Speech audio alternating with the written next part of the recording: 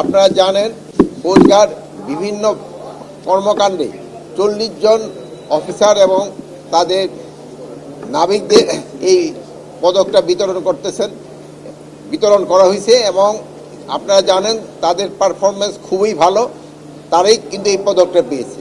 আপনারা জানেন এই কোস্টগার্ড দেশের জন্য কিন্তু অনেক কাজ করে যাচ্ছে, যেটা কিন্তু সব সময় প্রকাশ পায় না।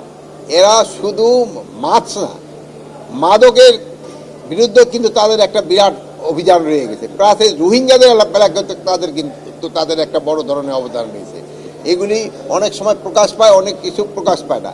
প্লাস আমাদের যে জেলেরা যে অনেক সময় যে অন্য দেশে গিয়ে আটকে রাখে, তাদের আনার জন্য কিন্তু কোস্টগার্ড একটা ভালো ভূমিকা রাখে।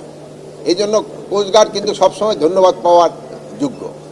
তা আমার আর কোনো কিছু বলার নেই। আপনাকে যদি কোনো প্রশ্ন থাকে জিজ্ঞেস করতে পারেন। স্যার, আমাদের প্রশ্ন আছে স্যার।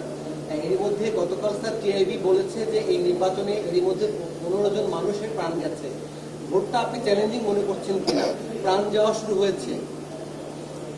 টিআইবিকে আপনি জিজ্ঞেস করতে পারেন এর আগের যে এইগুলি আছে যে এর কোন বছর কতজন করে গেছে, ওটা যদি একটা হিসাব দিতে পারে। হ্যাঁ, টিআইবি যে রিপোর্ট দিছে আমি তো না করব না, যাচ্ছে কিন্তু সংঘাত হচ্ছে নিজেদের ভিতরে হয়েছে। অনেক যেমন আপনাকে নিজেকে ভিতরে মারামারি শুরু করে দিলেন, এটা কিন্তু আইন শৃঙ্খলা বাহিনী অনেক সময় কন্ট্রোল করা ডিফিকাল্ট। যে ধরো আমরা এখানে দাঁড়াই রয়েছি, আপনারা এখানে মারামারি শুরু করে দিলেন, আমি গিয়ে যাইতে যাইতে তো সময় শেষ হয়ে যায়।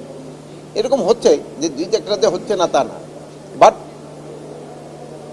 অন্যান্য যে কোনো বারের তুলনায় এখনকার পরিস্থিতি অনেক ভালো সব দিক দিয়ে। আপনার আর সবাই মোটামুটি কিন্তু এখন নির্বাচনমুখী। এখন আপনারা যদি আপনাদের আগের নির্বাচনগুলি দেখেন, ওর সাথে যদি তুলনা করেন, আমি বলবো যে এখন পরিস্থিতি আল্লাহ দিলে আগের থেকে অনেক ভালো। সহিংসতা দিন যত বাড়তেছে না, সহিংসতা হচ্ছে কিন্তু বাড়তেছে না। সামনের নির্দেশনা আইন শৃঙ্খলা বাহিনী তো আপনারা দেখছেন যে অলরেডি মাঠে চলে গেছে এবং থিংস আর কন্ট্রোল। এক্ষেত্রে আপনাদেরও সাহায্য সহযোগিতার দরকার। জনগণকে একটু ধৈর্য ধারণ করতে হবে এবং সচেতন হইতে হবে এবং আপনারা ওইটা মিডিয়ায় প্রকাশ করবেন। এখন দেখবেন এক ভাই আরেক ভাইয়ের উপরে একটু কথা বললে আর সহ্য করতে পারে না, মানে একটু ধৈর্যটা একটু বাড়াতে হবে, সবার একটু ধৈর্যটা একটু বাড়াতে হবে।